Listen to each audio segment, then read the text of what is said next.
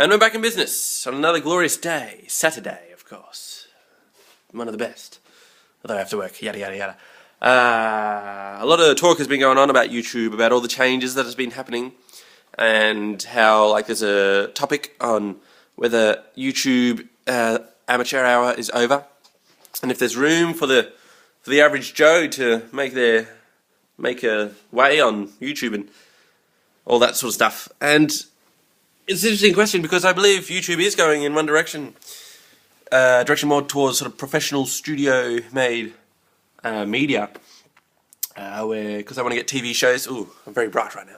They want to compete with Hulu and other sort of TV professional programs, things like that. And also, I think the big YouTubers are only going to get bigger. Husky did a good video about this, how on the main website, on the homepage of YouTube, and when you look up certain categories, the first things are the big main people, so, and their videos which are already getting heaps and heaps of views. So it's hard to discover new talent. I think, as some person said, it's a situation where the rich will be getting richer, because if you're already popular, you'll be getting more and more popular because you're already being shown off so much on YouTube, even though people are already watching so many of your videos. Where for new YouTubers, it's harder because it's harder to get discovered. Anyone who makes videos on YouTube probably already knows, it's pretty hard to get discovered and sort of grow on YouTube. That's one thing why I reckon it's really important to really communicate within the YouTube community and with other YouTubers and everything, because that's, I reckon, the way to get big in this day and age, because you can't rely on YouTube sort of discovering whether your videos are good or not and then promoting them on the website, because it's just no good anymore. Apparently, back in the day, if you got featured on the homepage of YouTube, it used to mean something. Where now it's you're down the bottom and no one will probably see it anyway. So yeah, I think it's pretty hard to get big on YouTube in this day and age. Or that's what I'm hearing anyway, and sort of what I'm experiencing. Although we're doing pretty good. Samtime News, we've only been running for a few months, and we're already doing all right. I mean, 230 funky army soldiers, I think. Let's go for it. But yeah, it's tricky. It's tricky business.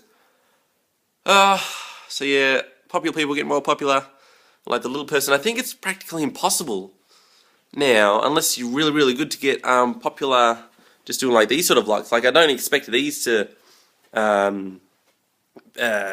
grow an audience exclusive of the Samtime News, if that makes sense. I think the Samtime News is the main thing, and then the vlogs sort of supplement that, and it's the same sort of audience sort of thing, the way that works.